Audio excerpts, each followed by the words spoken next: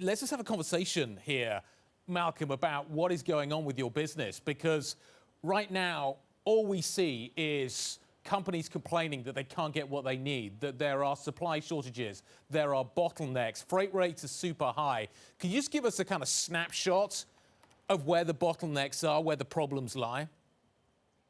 I think we've had really tremendous growth over the last few months. So all of the industrial economies are rebounding. And of course, the consumer economy, that's already rebounded into the end of 2020. Where we see bottlenecks, of course, there's always some kind of port congestion issues. We're seeing that right now in North America, but it's easing. And I mean, recently we saw the issue of the Suez Canal. The kind of customers that XPO is working with and the future logistics spin, GXO, they're typically the very large customers. So they're typically bringing sources from all over the world. So we haven't really seen any major impact on these, but it's definitely something for us to watch out for. Malcolm, hi, it's Alix in New York. I'm wondering, on a base level, we're trying to understand where the pandemic is reopening where it's not. And India's clearly bad. There are now signs that it's spreading across Southeast Asia. Singapore is shutting down for a time. South America is still pretty bad. Europe appears to be reopening. You have a really good view on that. Can you give us a sense of where we are?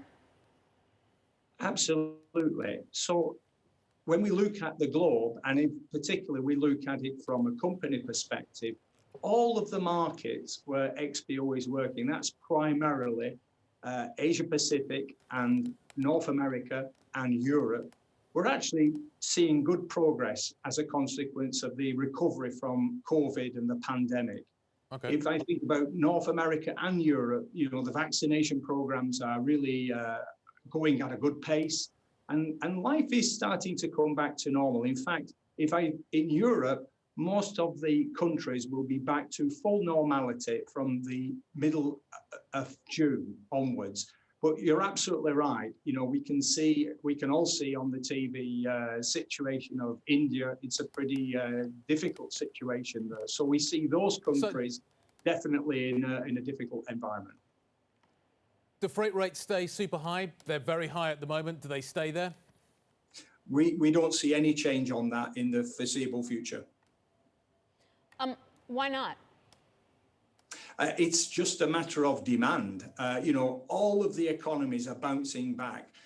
When I consider the GXO business, we're seeing huge demand for our services, huge pent-up demand, and also the outsourcing of business. So many companies now are outsourcing. The pandemic has served to demonstrate just the critical nature of logistics and supply chain generally. So a lot of large organizations are seeking to outsource their logistics, to de-risk their business. We've also seen a boom. Sorry, you're seeing a boom where? Well, we've just seen a boom in e-commerce as well, and this is driving a new behavior in all kinds of logistics, the need for a lot of automation and robotics. So these are trends that we're seeing right now. You employ a lot of people right now. In 10 years' time, how many people do you think you're going to be employing? The business is expanding, but you're talking about automating an awful lot of this stuff. At the moment, this is a sector that employs millions of people around the planet. Do you think that changes significantly as you invest in those robots? No, we are seeing that we'll be employing more and more and more people in our organization. What you have to remember is that robotics, simply, they do take away some of the type of work, but it tends to be the type of work that a lot of us don't really want to be involved with. So it's a kind of typical environment in any of our jobs. There's always something that we would prefer that to do less of. That's typically what robotics do in warehouses, but it still generates a huge amount of employment for all of our team members. You mentioned the shift to e-commerce with retailers, et cetera. And I'm wondering, there's a lot of conversation in the market about how we're going from a just-in-time inventory world to more of a stockpiling inventory world, whether you're dealing with supply chain issues from semis or the pandemic or inclement weather. Are you seeing that also? We're seeing from our customers that they're being very thoughtful about where they're locating warehouses. And they want to put inventory closer to the consumer. In North America, our XPO direct service really allows sellers to put inventory very close to the consumer. And that's super important when we consider e-commerce, where people want everything the next day or even the same day. So our XPO direct service, and in fact, all of our e-fulfillment service are really going at a great pace. Malcolm, there is a shortage of cars. They can't produce enough cars right now because there aren't enough chips to go in the cars. Is that going to happen when it comes to lorries, when it comes to articulated trucks? Are you gonna have a shortage of trucks to move stuff around, do you think?